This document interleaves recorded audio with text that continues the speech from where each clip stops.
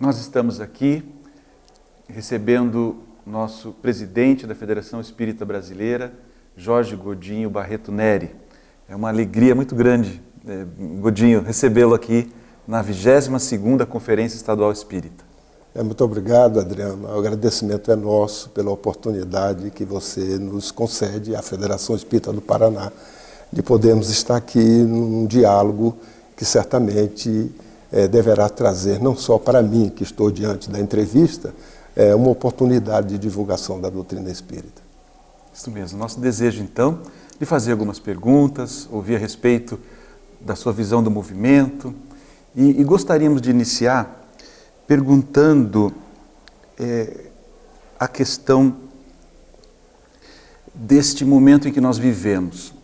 Quando nós olhamos um pouquinho para trás e nos recordamos da história do cristianismo primitivo, nós identificávamos ali que esses primeiros seguidores do Cristo tinham uma identidade cristã, entregavam-se ao martírio, a fidelidade, a fé era algo muito marcante. E hoje parece que quando nós olhamos para o movimento espírita, nós não identificamos essa mesma disposição. Na sua opinião, a que se deve isso?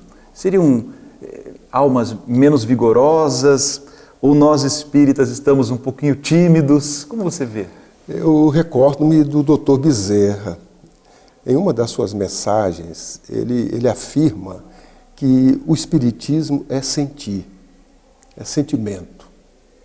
Esses primeiros cristãos, eles não tinham o intelecto desenvolvido em termos de escolaridade, mas tinham aguçados os sentimentos.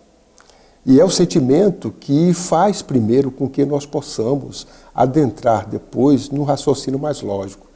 Devemos lembrar do ensinamento do Cristo, né, que é primeiro amai-vos e instruí-vos, não é o inverso.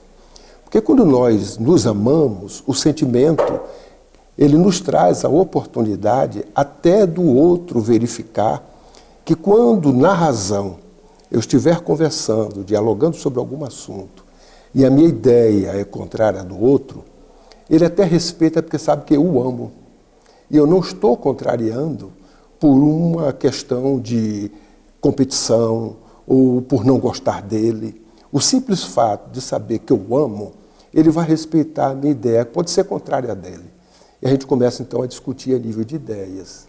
Então o que eu imagino é que os cristãos tinham aguçado esse sentimento com muito mais com uma fé, né, talvez até pela própria presença do Cristo, a psicosfera criada, próximo a ele, sentindo, mas tudo isso aguçou também os sentimentos daqueles que o estavam convivendo. Nos dias de hoje, nós temos a razão num clímax apoiada no próprio desenvolvimento científico, tecnológico, que nos conduz a entender as coisas através do raciocínio.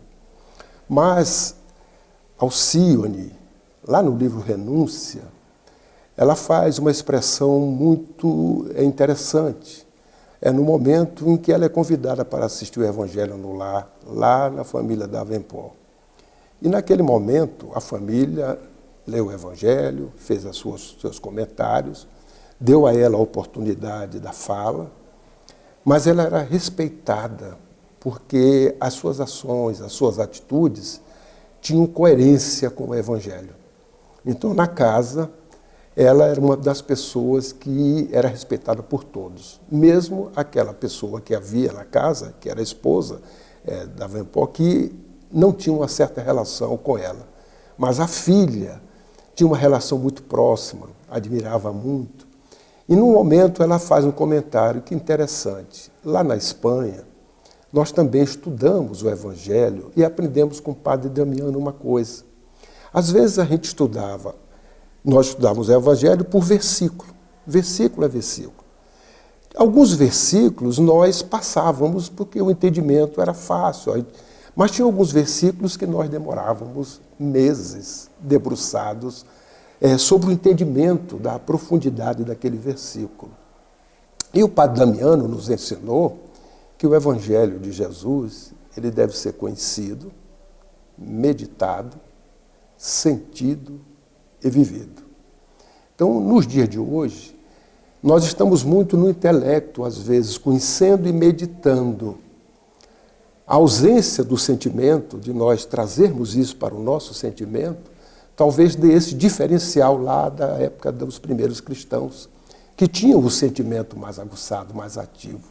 Então passa a ser um dever nosso, que conhecemos a doutrina espírita, que nada mais é do que o próprio Evangelho do Cristo ressuscitado, revivido no dia de hoje, nós conhecermos, meditarmos, mas procurar trazer ao sentimento.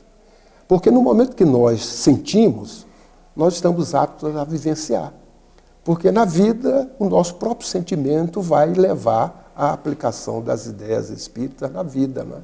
E aí talvez nós tenhamos condições de mudar esse aspecto que você está se referindo, e ele é muito interessante nos dias de hoje, para que nós reflitamos um pouco mais, mas procuremos também lembrar de Jesus no momento em que a doutrina espírita nos diz que primeiro devemos nos amar.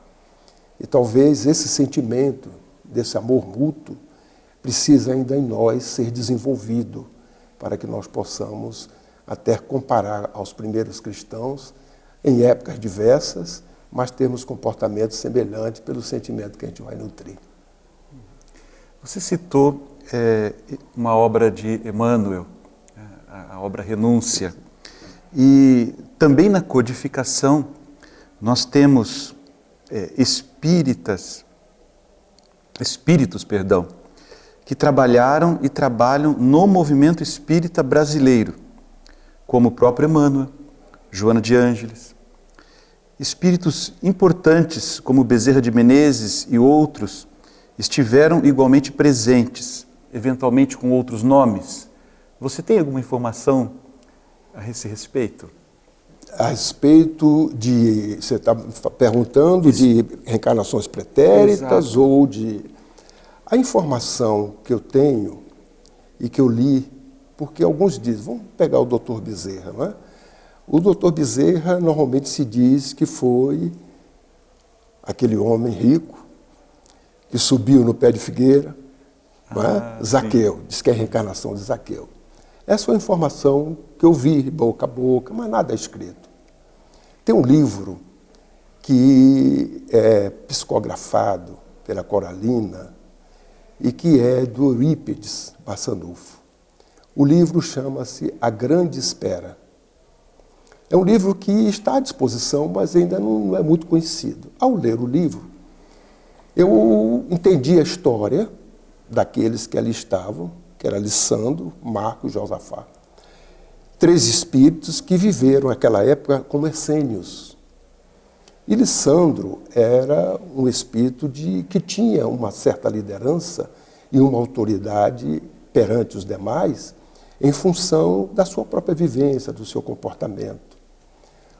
O Marco era um jovem que era filho de um homem que pertencia à elite romana, mas ele tinha na sua administração um séquito de muitos escravos. E ele, desde pequeno, ele pedia ao pai para que não tratasse os escravos ou libertasse os escravos. E, na realidade, ele sentia isso porque ele era cuidado por aquelas amas, aquelas pessoas que tinham, e o seu próprio desenvolvimento espiritual conduzia. O pai respeitava, gostava muito dele. E o pai sabia, se tomasse essa atitude, ele iria sofrer consequência do próprio Império Romano. Ele, então, prepara tudo, toma essa decisão realmente. Tinha um outro irmão, que esse outro irmão era voltado mais para os aspectos belicosos, etc. Mas ele não, ele tinha uma característica diferente. Então o pai prepara tudo, liberta os escravos, conduz ele para uma cidade, para que fosse tratado por essas amas que com ele estavam. Ele vai para esse local. E lá ele tem a oportunidade de conhecer o local onde os essênios viviam reclusos nesse trabalho. E teve a oportunidade de conhecer Lissandro. O Josafá era aquele que andava a cavalo sempre. Por isso o nome do livro, A Grande Espera, é porque eles tinham uma convicção de que o Messias tinha chegado e que eles iriam conhecer. E eles estavam esperando o Messias chegar. E ele saía para ter notícia, encontrar, para ver se via, etc.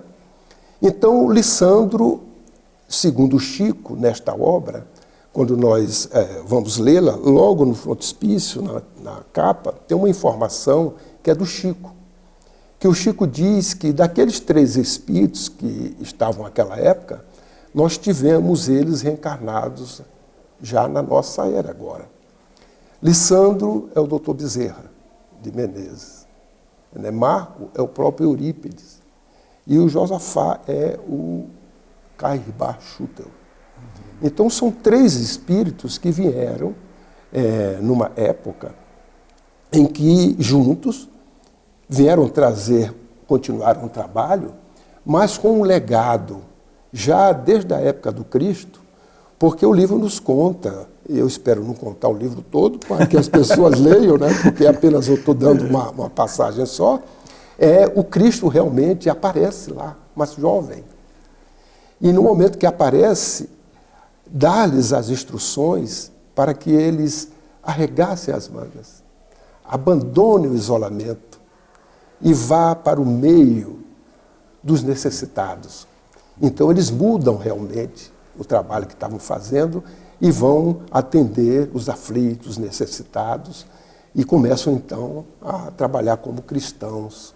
Então essa é uma informação que eu tinha escrita e respaldada por uma informação do próprio Chico, e essa história do Zaqueu que ficava por aí. E um dia, na intimidade, eu perguntei assim, ô Divaldo, né? Eu vejo essas coisas, mas tem essa informação da obra. Ele falou assim, a exata é a da obra.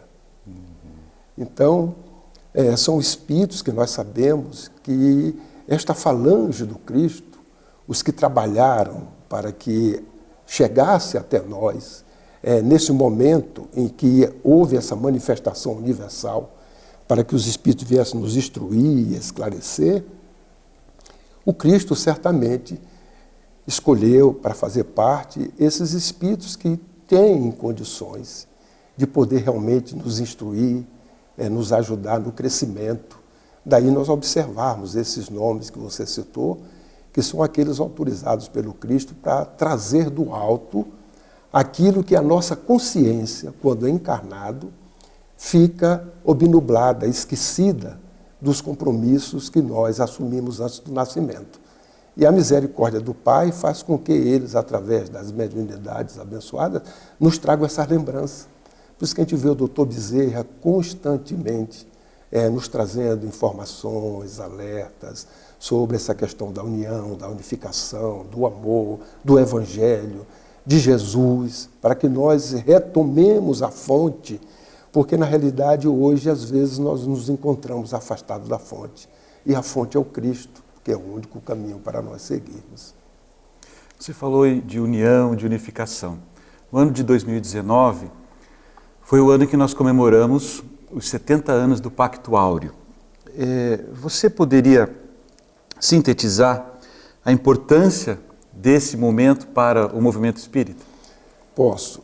Nós comemoramos 70, mas na realidade temos que considerar 130 anos. Porque o movimento espírita no Brasil, ele estava disperso, desorganizado. E no ano de 1869, Ismael preparou os espíritas no Rio de Janeiro para poder receber, através da mediunidade Frederico Júnior, uma mensagem póstuma de Kardec. E Kardec, naquele momento, convida os espíritos a três aspectos. O estudo. Aí nós perguntamos, mas os espíritos estavam estudando e muito, porque as obras tinham chegado aqui, o Livro dos Espíritos, na época, o Livro dos Médiuns, em seguida o Evangelho, ainda não tinha toda a codificação, e os espíritos estavam estudando. E eles chamam o estudo. Então é sinal que não estavam estudando bem. Ele chama depois a unificação.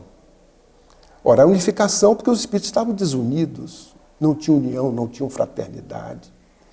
E em seguida ele chama a prática da caridade. Então nós observamos que ele estava alertando aos espíritas para serem fraternos, caridosos, que não estavam sendo, para estudarem melhor, né?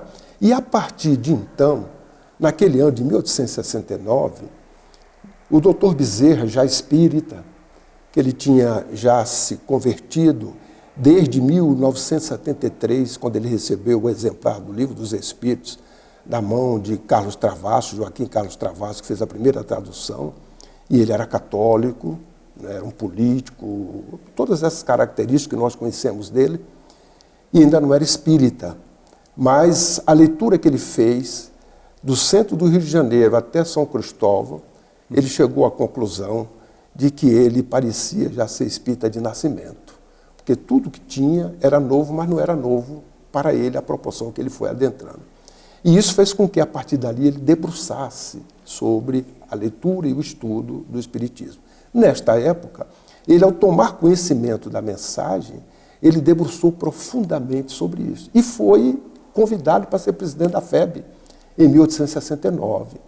Então, ele, naquele momento, ele aceita. E quando ele aceita, as primeiras diretrizes que ele faz é convoca um congresso para poder, com os espíritas, aplicar aquilo que a mensagem tinha. E a mensagem falava sobre unificação. Ele consegue, a primeiro momento, todos aceitam, ele coloca a ideia principal dele, faz um segundo momento, procura no terceiro fazer uma Assembleia Constituinte.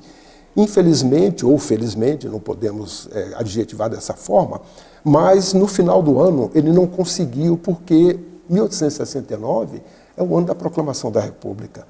O ordenamento jurídico... Acho que é 89. Perdão, 89. Se eu falei 69, em função da 1889. Então, em 1889 é a proclamação da República. E ele, em março de 89, ele tinha recebido justamente conhecimento da mensagem de Kardec. E no final do ano ele não conseguiu implementar. E ele tinha muitas atividades. Então, naquele momento, o que é que ele faz? Ele entrega a presidência da federação para outros, e só em 1895 é que ele vem assumir.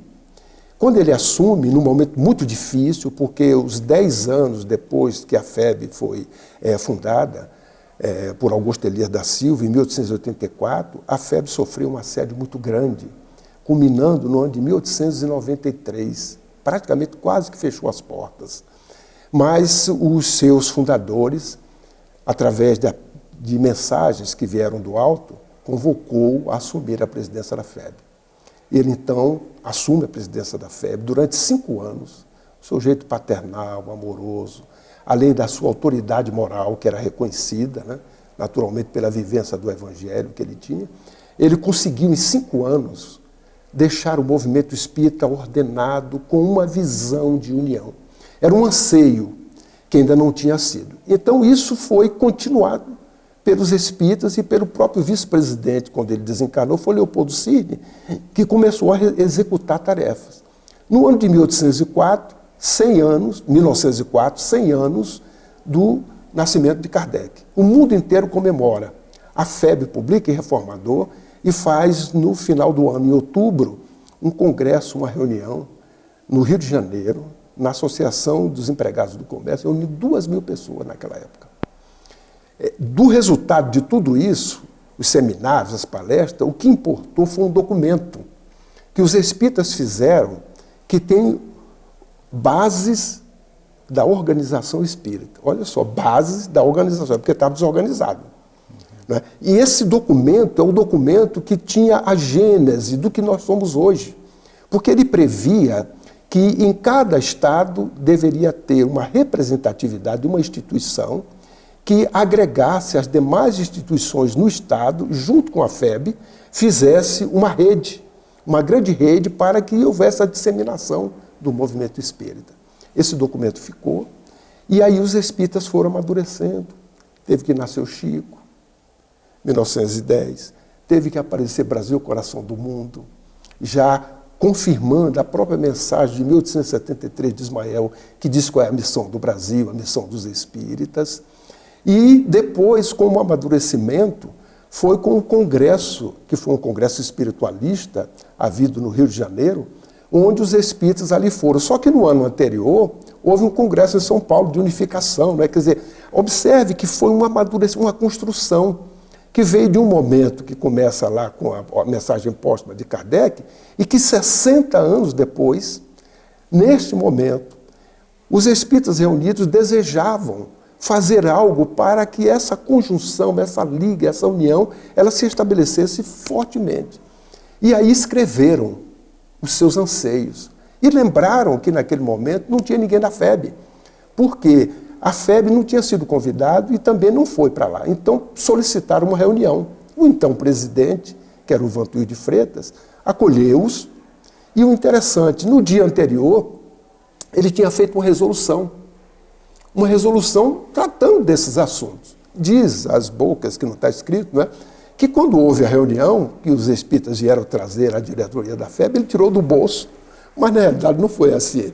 Ele deveria ter buscado, por intuição, essa resolução. Quando eles olharam o que havia escrito, eles ficaram boquiabertos, porque atendia exatamente tudo aquilo que eles tinham escrito nos seus anseios e mais alguma coisa. A reunião foi uma reunião rápida. Foi chamado, naquele momento, a um trabalho assim, de uma conjunção de harmonia, de ideias, que fizeram a ata. Aí é que Lins de Vasconcelos, inspirado, veio chamar de Pacto Áureo. Não é que foi um momento chamado da Grande Conferência do Rio de Janeiro, que foi uma reunião, assim, onde as coisas foram caminhando para o clímax, um momento de lucidez dos espíritas, e que hoje nós, no ano passado, como você falou, 70 anos, mas esse esforço histórico, essas ideias, a gente observa que é uma construção, não é? Ela não vem assim no átimo, numa ideia que surgiu agora, do Godinho e do Adriano, e a partir daqui a gente implementa. A gente sabe que é um trabalho de construção coletiva e num tempo que é do alto e que não é nosso. Obrigado. Você sabe que nosso movimento, ao estudarmos a vida de Lins de Vasconcelos, nós vamos encontrar, desde o início da sua participação na Federação Espírita do Paraná, essas mesmas ideias. Perfeito. Então, ele também, desde que se vinculou à FEP, ele já vinha alimentando, há muitos anos antes do próprio Pacto Áureo, esta visão de unificação que foi construída e consolidada em 1949. E o movimento espírita internacional, Godinho, teve algo semelhante ao Pacto Áureo ou bebeu das consequências e diretrizes desse delineado em terras brasileiras? Olha, o Conselho Espírita Internacional, no início, houve um interesse de, no mundo, realmente haver algo que fizesse com que os espíritas se unissem e tivesse uma organização representativa. Aqueles que participaram à época, e a FEB se fez presente à época, né, com o Nestor Mazotti e com outros diretores da casa, que à época foi delegação do Giovanni, que era o presidente da FEB, eles se reuniram com as outras representatividades do mundo. E no início a ideia era uma ideia de você fazer uma organização, praticamente, que tivesse a similitude das organizações e as instituições normais, com hierarquia, com alguém tendo esse ponto. A presença da FEB e a maneira como foi tratada, aí se deve isso a um trabalho do Nestor Mazotti, né, com o seu jeito diplomático, com a sua forma de agir, ele conseguiu sensibilizar aquele grupo para que a estrutura não fosse desta forma, verticalizada, com uma hierarquia, para nos dar a ideia das próprias tradições das instituições, que você tem o chefe, e a partir daí todo mundo obedece, faz essas coisas, devido à experiência do Brasil, que ela é horizontal. A experiência de respeito às autonomias, seja ela administrativa. A única autonomia que nós não temos é mexer na doutrina. Essa aí é impecável, porque esse é o ponto que nos unifica. E aquele grupo, diante das argumentações que os brasileiros ali representados fizeram, eles começaram a entender. E assim criou-se o conselho como uma secretaria. Um conselho espírita, tendo uma secretaria, sendo o secretário-geral, aonde naquele momento se atribuiu na estrutura a pessoas que faziam parte, né, e um estatuto que fazia com que houvesse um secretário-geral, uma pessoa física representada, e os seus membros, que eram os países adesos ao Conselho Espírita Internacional. Passou-se o tempo e houve necessidade de uma mudança de estatuto. Até porque, no momento em que essas atividades elas estavam sob a responsabilidade de pessoas, muitos problemas surgiram, porque, como um organismo internacional, as pessoas que tinham os seus encargos, uma estava num continente, outra em outro, etc. E o próprio meio de comunicação não facilitava tanto à época como hoje, e também as reuniões se faziam num prazo muito espaço. Então, o movimento espírita internacional sentiu a necessidade de mudança do estatuto. E nós tivemos, depois de um trabalho longo, também numa construção coletiva, agora, na reunião que nós tivemos no México, que foi essa última, o estatuto ele foi aprovado. Então, em síntese, a característica do estatuto é a impessoalidade. Então, vocês aqui receberam a Jussara Korngold, que ela é presidente da Federação Espírita dos Estados Unidos. O Conselho Espírita Internacional, os membros são instituições. Então, o que é que se mudou? Não é mais secretário-geral, é secretaria-geral. Não é mais tesoureiro, é tesouraria. Não é mais secretário, é secretaria. Então, hoje, a Secretaria-Geral do Conselho Espírita Internacional está sob a responsabilidade da Federação Espírita dos Estados Unidos, que a pessoa que representa a federação é quem está à frente disso. Se essa pessoa, por qualquer razão amanhã, trocar, entrar outro, não tem problema nenhum, porque é a instituição que está sendo a Secretaria-Geral do Conselho Espírita Internacional. Quem o representa pode mudar sem problema nenhum, porque as instituições são feitas de pessoas. Mas isso deu uma estabilidade, porque ficou um caráter impessoal, não é? E um trabalho que, a partir de agora, um dinamismo muito grande, onde está se aproveitando toda essa característica que a midiática nos oferece, e ficou estabelecido que existe uma comissão executiva, composta de 12 membros, e esta comissão executiva se reúne de 3 em 3 meses virtualmente. A Assembleia Geral, ela se reúne semestralmente, virtualmente. E de ano e meio em ano e meio se reúne presencialmente. Então isso deu um dinamismo, porque dos 12 membros, 5 fazem parte da gestão, Secretaria-Geral, primeira tesouraria, segunda tesouraria, primeiro secretário, segundo secretário. Os 7, que aí foi um trabalho que, na realidade, o movimento espírita do Brasil jamais impôs nada. Foi um trabalho reconhecido pelo próprio movimento. Então você encontra hoje 7 áreas temáticas. Eu ia mesmo lhe perguntar o papel do Brasil. Pode... 7 áreas temáticas.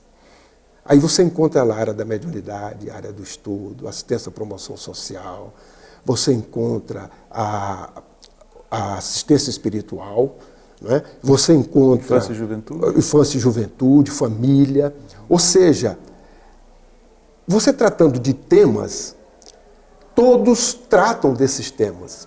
E aí, estes que fazem parte da comissão executiva são responsáveis por uma comissão.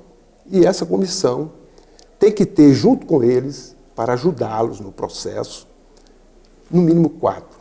Só que aconteceu, em cada comissão dessa, todos os membros colocaram representação. E aí estão agora numa fase de preparar um plano de ação, para que esse plano de ação possibilite, ao longo dos próximos anos, que será estabelecido, um trabalho conjunto onde todos os países colocarão à disposição suas experiências e, naturalmente, daí sair até documentos semelhantes aos nossos, que orientem o movimento espírita internacional numa visão mais ampla sobre essas áreas temáticas, para que eles possam, diante disso, ter um documento que faça com que eles exercitem em cada país, de acordo com as suas peculiaridades, essas áreas temáticas. Então, hoje, eu diria assim, deu um salto quântico. O Conselho Espírita Internacional, nos dias de hoje, eu diria assim, ele ressuscitou, ele reviveceu. E hoje com um dinamismo muito maior, porque todos os seus membros estão ativamente envolvidos com o trabalho do SEI. que antes estava apenas na mão de 12 pessoas. Que maravilha. E eu penso que a alteração estatutária, ela foi coerente e necessária, né? Exatamente. Atualizou, de fato, algo que foi fundamental. E vamos voltar, então, à união firme e fraterna, tão necessária ao nosso movimento. Estamos fazendo tudo, algo que podemos fazer mais para criar esse espírito no nosso movimento? Eu digo, Adriano, que nós teremos sempre o que fazer. Porque lá, Kardec, ele fala na sua mensagem fala uma frase que eu vou ressaltar. Ele diz assim como fora da caridade não há salvação, fora da fraternidade não há união. Ponto. É uma frase que é profunda. Então, se nós espíritas desejarmos estar unidos, temos que desenvolver o sentimento de fraternidade, que é um sentimento que ainda nós não desenvolvemos, com exceção de alguns bolsões ou de algumas pessoas que estão tentando fazer este desenvolvimento. Porque na hora que nós formos fraternos uns com os outros, nós estaremos praticando a caridade, porque estaremos com boa vontade. A boa vontade, só o simples fato da benevolência, já abre a caridade como um todo, conforme Jesus nos ensinou. Porque o que eu percebo é que quando nós dizemos que caridade é benevolência, indulgência e perdão, é uma forma didática de nós podermos depreender essa virtude. Mas ela começa com benevolência. E quando Jesus esteve entre nós, assim que ele nasceu, a humanidade conheceu uma frase, que é a plataforma da terra. Jesus já traçou naquele momento. Os Espíritos trouxeram, dizendo assim, ó, glória a Deus nas alturas, glorificou a Deus. Aí disse assim, paz na terra. Então, quer dizer, a terra é de paz. Foi o que ele veio trazer. Mas deu logo em seguida o como? Boa vontade entre os homens. Então, boa vontade quer dizer benevolência. Se eu tenho boa vontade para com todos, indistintamente, e se o outro, ele comete um erro, a minha boa vontade já é benevolência. Porque eu não vou julgá-lo, culpá-lo, porque eu estou sempre fraterno com ele, eu estou sempre amando. E, consequentemente, se ele pratica um ato mais criminoso perante a lei divina e que precise da minha parte o perdão, eu já o perdoo com a boa vontade. Porque eu continuo tendo boa vontade para com ele. Aí eu entendo que ele errou porque ele não foi proposital, e mesmo que seja, o problema é dele, não é nosso. Então a gente observa que nós precisamos desenvolver entre nós a boa vontade primeiro. Na hora que nós tivermos no movimento espírita, entre todos, boa vontade, mesmo que eu não goste do Adriano, mas eu vou exercitar, Adriano está precisando de alguma coisa, eu vou ter boa vontade com ele. Na hora da conversa, na hora da discussão de umas ideias, mesmo que elas sejam contrárias, eu não posso vincular a ideia à persona. Eu vejo que a ideia do Adriano é diferente da minha. Mas eu estou discutindo ideia, não é Adriano, porque se eu for para o Adriano, eu entro nessa não simpatia que nós ainda temos. Mas a boa vontade que eu estou demonstrando para entender a sua ideia, o que você está dizendo, eu já vou dirimindo, mitigando essas condições ainda de atavismo que nós temos e que o Pai e que Jesus propiciou a nós dois hoje estarmos trabalhando juntos, numa casa, para Ele, e que lá atrás nós estávamos na mesma instituição, mas fazendo confrarias. Eu de um lado, você de outro, para adquirirmos o mesmo objetivo que a gente estava unificado, que era poder. Eu queria poder, você queria poder. Só que eu queria o poder para meu grupinho, você para o seu. Aí, altas madrugadas, você se reunia lá, eu aqui, e apesar de estarmos juntos, não estávamos unidos nem fraternos, porque não tinha boa vontade. Aí hoje a gente está aqui.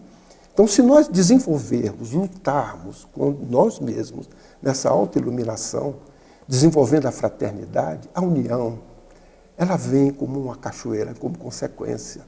Porque nós falamos tanto em união, mas a fraternidade, que é quem impulsiona a união, nós ficamos esquecidos. Por isso que é bom lembrar essa mensagem de Kardec, porque ela vem dizer o caminho. Para que você seja isso tem que ser fraterno. Para eu ser fraterno, eu tenho que ter boa vontade.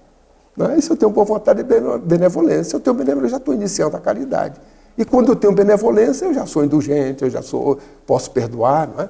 Então, o que eu vejo é que esse é um trabalho constante. Porque as pessoas chegam e saem. Ou saem porque desencarnaram, ou saem porque saíram daquele ambiente e vão para outro. E continuam lá. Mas a gente que está vivendo, nós estamos vivendo numa comunidade, desenvolvendo esse sentimento de fraternidade, ele vai ser necessário continuidade, porque o ir e vir ele é constante, mas isso tem que ser permanente em termos de estabilidade, porque o ir e vir ele é inconstante no sentido de que agora é um, é outro que chega, outro que sai, mas esse sentimento ele tem que ser perene, né, para que a união se faça. Era o que tinham os primeiros cristãos, né, eles eram fraternos entre si.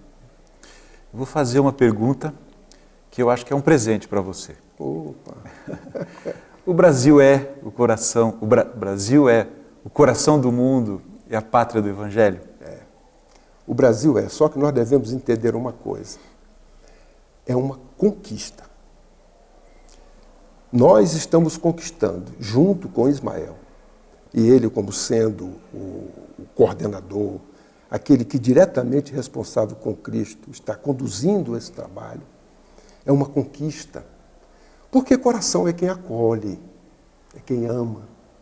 E eu recordo de uma parte do livro Brasil, Coração do Mundo, onde ele, preocupado à época com as ações que os portugueses estavam tendo com os índios e com os negros, a questão da escravidão.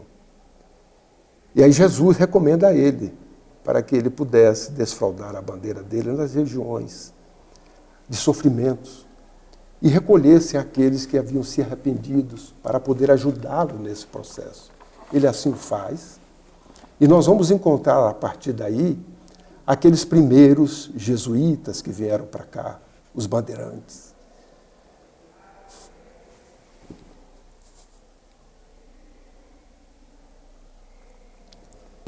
É um presente. Desculpem os que nos ouvem, porque eu sempre me emociono, né, quando esse aspecto. Eu não sei a razão, mas ela me toca muito profundamente. Então, vieram esses espíritos, foram acolhidos aqui nas terras brasileiras. E aí nós vemos exemplo. Padre Manuel da Nóbrega, Anchieta, que é o Emmanuel que tem. Então, ele foi acolhido aqui. Enquanto os jesuítas, aqueles outros que ficaram lá na Europa, estavam fazendo inquisições.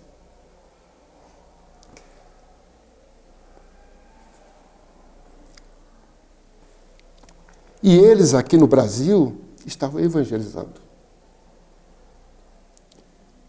Os silvícolas, os próprios portugueses, não entendido por aqueles que lá ficaram. E depois nós tivemos os bandeirantes, né, que deram suas vidas em busca de algo material, que era, eu diria assim, um incentivo para que eles pudessem chegar. E naquele instante, quando eles vão dando a própria vida, vamos dar um exemplo, né, de aquele que encontrou as esmeraldas, que na realidade não era esmeralda. Mas ele cumpriu a sua tarefa, porque antes do nascimento, ele se compromissou com Ismael, de fazer com que esse design, esse desenho que o Brasil tem semelhante a um coração, pudesse ser registrado nas suas fronteiras no futuro, que é hoje que nós vivemos, o Brasil já com esse delineamento. Então o Brasil acolheu, quem colhe é o coração. Se nós observarmos, durante esse período da história do Brasil, Primeira Guerra, Segunda Guerra, o Brasil acolheu a todos aqueles que abandonaram os seus países e encontraram aqui um acolhimento. Nos dias de hoje, quando nós tivemos a imigração do norte da África para a Europa, nós acolhemos também aqueles que para cá vieram. Nós temos um exemplo da Venezuela, que à época, lá no Roraima, o governador pediu para fechar as fronteiras. O então presidente disse que não poderia fechar, porque a Constituição brasileira, olha só, a obra de Ismael fazendo com que os políticos façam as coisas pelo menos na nossa legislação. Não fecha fronteiras a quem chega nestas terras. Ao contrário, acolhe, né, isso é coração. E o nome da operação? Acolhida. Acolhida, exatamente. Quando você fala do Evangelho, pátria do Evangelho, em 2010 o Brasil, segundo país mais cristão do mundo.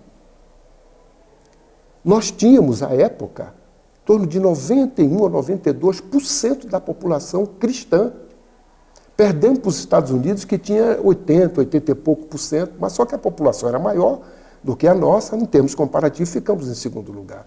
Então, observemos que, querendo ou não, tendo consciência ou não, o Brasil caminha para uma história que vai dando exemplo à humanidade. Quando nós brasileiros viajamos, a recomendação primeira que se dá é cuidado com o seu passaporte. Por quê? Se você chega e tem uma fisionomia asiática, mas seu passaporte é brasileiro, ninguém lhe questiona. Se você tem uma fisionomia africana, europeia, mista, e é isso que o Brasil, quando acolhe, e observe que foi desde o início, porque o povo que chegou aqui, simples, que foi o português, essa miscigenação já começou a fazer. E hoje nós observamos que nós, brasileiros, somos a cara do mundo. Porque o mundo está no Brasil. Então, o Brasil está acolhendo o mundo. E o Brasil também está evangelizando. Só que você não pode levar para o outro o que você não tem. E nós precisamos, como espíritas, como cristãos, como evangélicos, como católicos, como religiosos, seguidores do Cristo, devemos primeiro vivenciar essa mensagem cristã, porque aí nós temos alguma coisa para dar. Porque enquanto nós ficarmos nessa periferia, apenas dizendo que tem rótulo, que tem religião, mas não vivencia aquilo que a religião nos traz em termos de doutrina, nós não podemos levar isso ao outro, a não ser que o outro chegue até nós. Venha ao Brasil e verifique que nós estamos tentando, nos esforçando. Mas para que nós possamos levar isso ao mundo, que é o papel do Brasil, a missão do Brasil, é levar uma fé raciocinada, um celeiro luminoso ao mundo. E para fazer isso, são os brasileiros que têm que fazer. Mas para os brasileiros fazer, eles têm que vivenciar. Porque senão fica uma hipocrisia, não é? Dizer para o outro o que fazer e nós não fazermos. Então, o Brasil é, desde o início em que Ismael recebeu essa missão, coração. E é pátria do Evangelho, uma construção. Godinho, muito obrigado pela sua participação. Você tem prestigiado a nossa conferência estadual já há muitos anos. Já estamos antecipando aqui o convite para as próximas. Obrigado. Se Deus quiser, você estará sempre conosco. Muito obrigado. E nós encerramos a nossa entrevista com um aperto de mãos. A vocês. E eu não prestigio, ao contrário. Eu é que sou prestigiado com o convite de vocês. Muito obrigado. Muito obrigado. E desculpe a emoção.